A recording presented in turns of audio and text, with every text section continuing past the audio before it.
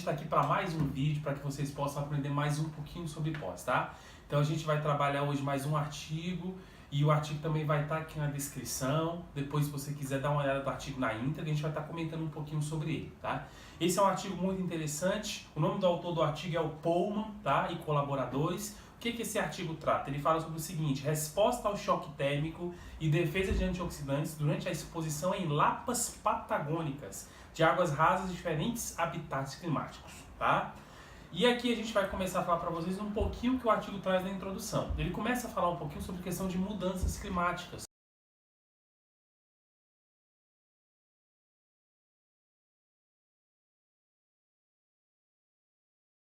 Hoje em dia a gente observa que isso está muito em voga, está todo mundo falando sobre mudanças climáticas, aquecimento global, efeito estufa, e isso também vai alterar as regiões oceânicas. Como isso pode alterar, né? Na verdade ele vai alterar aumentando a temperatura. Então tem algumas espécies que vivem em temperatura mais baixas, como é o caso dessa lapa que a gente vai estar trabalhando. Então se você aumenta a temperatura oceânica, também vai estar alterando essas lapas, tá bom? Então esse aquecimento dessa região, dessa costa marinha, pode influenciar nisso, tá? E aqui a gente vai trabalhar umas coisas chamadas de zonas interdiais. O que são essas zonas interdiais, gente?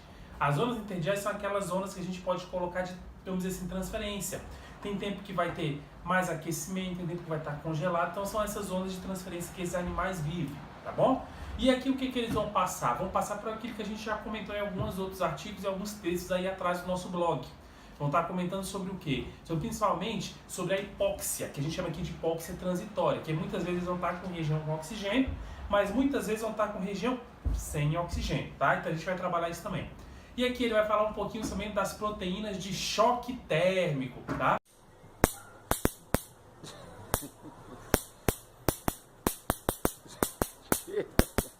Que proteínas são essas de choque térmico? São aquelas proteínas que a gente já viu, as chamadas chaperonas, né? E ele também vai trabalhar essas proteínas aqui também, que a gente vai estar observando que funcionam aí como forma de defesa, tá? O gênero da lapa que ele está estudando aqui é o gênero da lapa Nacella. Então ele está estudando essas lapas aqui que a gente vai estar colocando aqui para vocês, tá bom? Então do gênero Nacella. E ela vive aonde? Lá na região da costa patagônica, lá no sul do Chile, tá? É nessa região aqui, ó, nessa região patagônica que você vai estar vendo essas lapas que a gente vai estar observando, tá bom? E aqui é interessante que ele trabalhou dois locais. Um local chamado Puerto Montt, tá? E esse Puerto Montt, a temperatura fica em mais ou menos em torno de 15 graus. E outro local que ele trabalhou foi a chamada Punta Arena, tá? E essa Punta Arena, que é na região mais centro, a gente pode observar, dessa costa pacífica, fica em torno de 8 graus, tá? Então é um ambiente muito mais gelado. E aí ele observou duas dessas regiões, tá? Ele observou a Nacella nagellanica, que é essa aqui, tá? E a Nacella deorata, que é essa aqui que a gente vai colocar aqui para vocês, tá bom? E o que é interessante nesse trabalho, gente, que é um trabalho que foi feito em campo. Então a gente saiu daquelas áreas de laboratório para fazer o trabalho em campo, isso que é importante, tá? A gente está vendo o pós na região do campo, como é que isso é feito mesmo no campo, no meio ambiente, tá bom? E aí a gente vai observar que ele fez o quê? Ele foi verificar essas proteínas de choque térmico e esses antioxidantes. E se essas lapas, elas são o quê? Se elas são adaptadas a essas condições interdiais. Porque será que tem alguma coisa a ver com pós aí nessas questões? Aí eles levantaram duas hipóteses. A primeira, as lapas lá de Puerto Montt, que a gente viu, né? Que acontece? Essas lapas, elas têm uma resposta ao estresse maior, tá? Por causa da variação maior de temperatura, como a gente observou, lá é 15 graus. E a segunda hipótese que ele colocou são que as lapas expostas, né, são melhor adaptadas, tá? E também que as lapas mais profundas, elas vão ter essas reações mais, vamos dizer assim, um pouquinho mais atrasadas. Corta pra mim!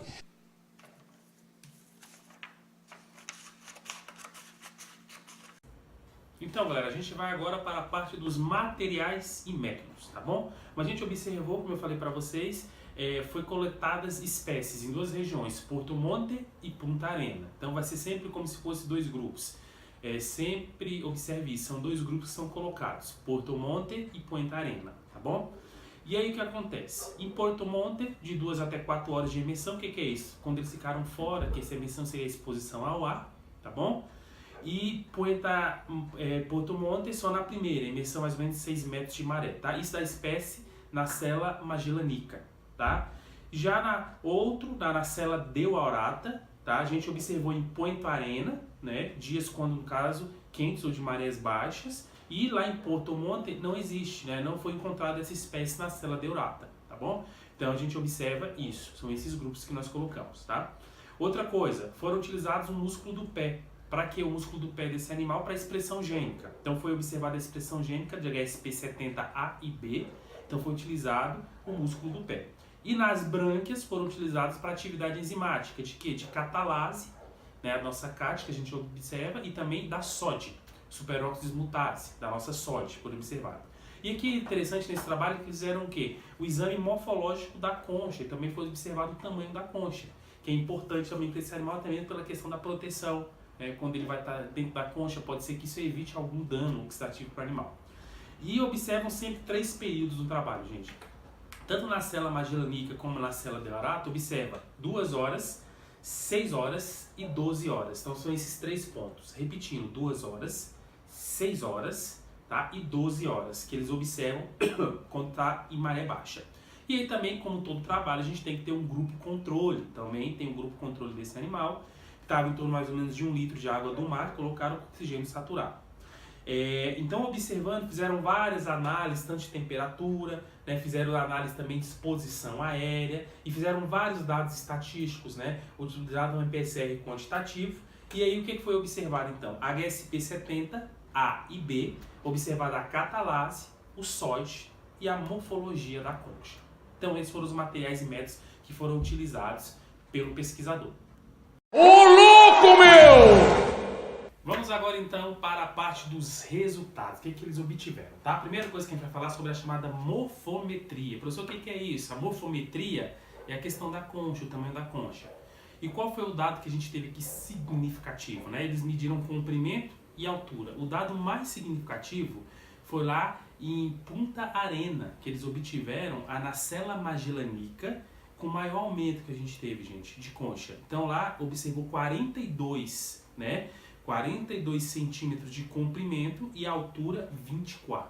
Então, se você observar, é um tamanho bem considerável em relação às outras espécies, pois a gente encontrou o maior tamanho da concha, tá bom?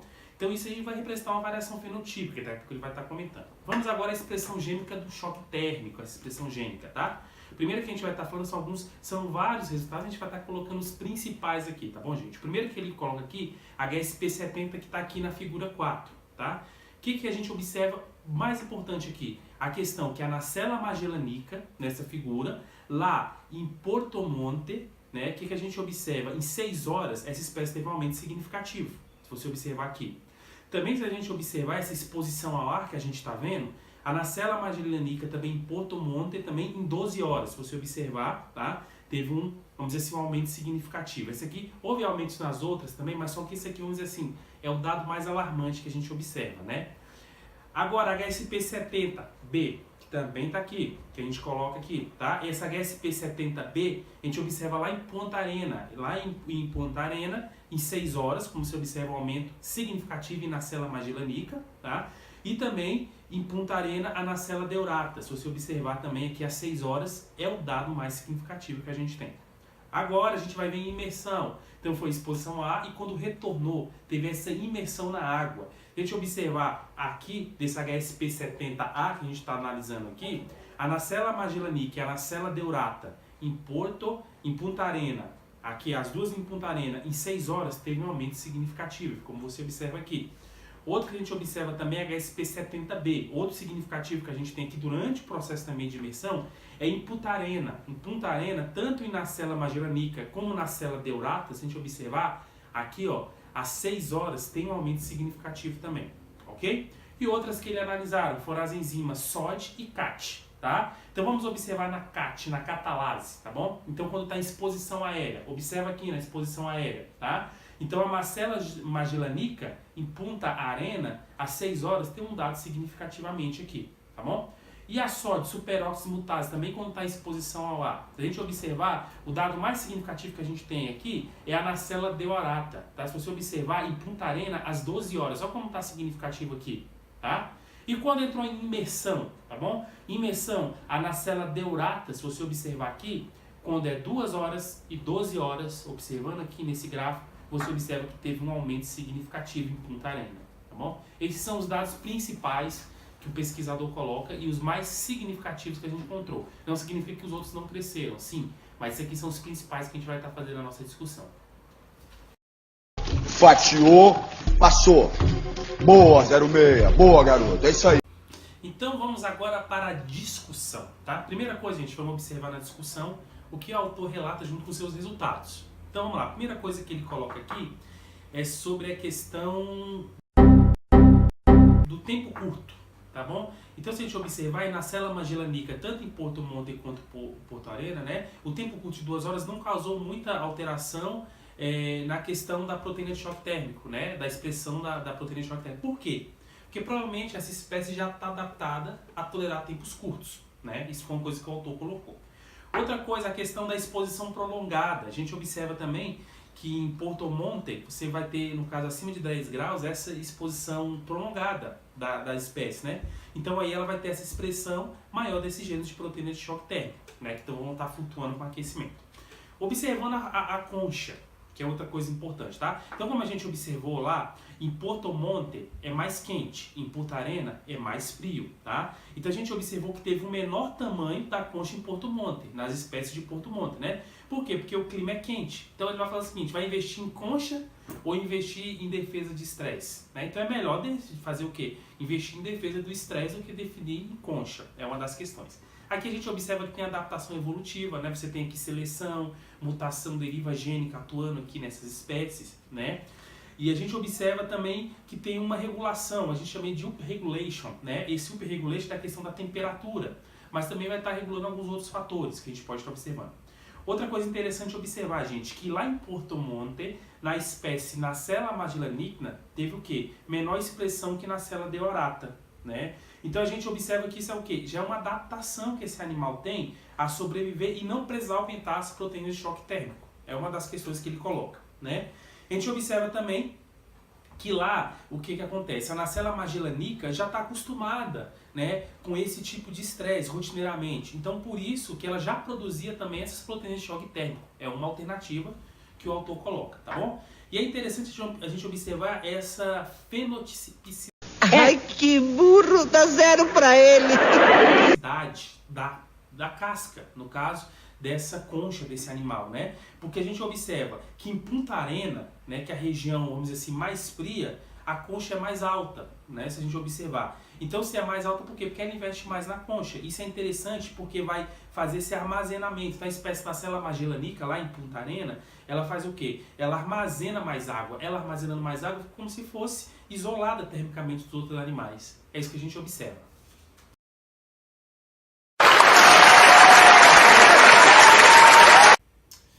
Analisando agora a questão das outras enzimas antioxidantes que foram analisadas aqui como superóxido mutase, a SOD e a catalase, né? O autor coloca que na verdade ela foi semelhante nas 3 populações que a gente teve, né? Então essa semelhança, por quê, né? Então são analisados tecidos branquiais, como ele analisou, né? E vão refletir o que? A oxigenação do ambiente, que ele coloca.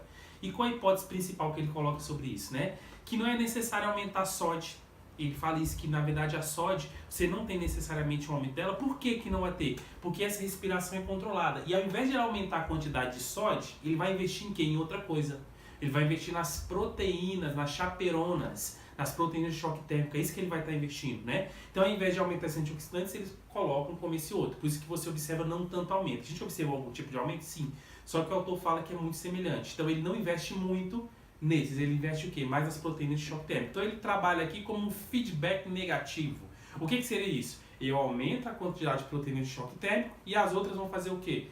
Essas proteínas de choque térmico, elas atuam como um feedback, então elas não deixam as outras aumentarem. Porque na verdade é como uma questão de necessidade, fisiologicamente, né? Você não vai ter que aumentar as duas, se você já tem uma que está protegendo, para que aumentar a outra?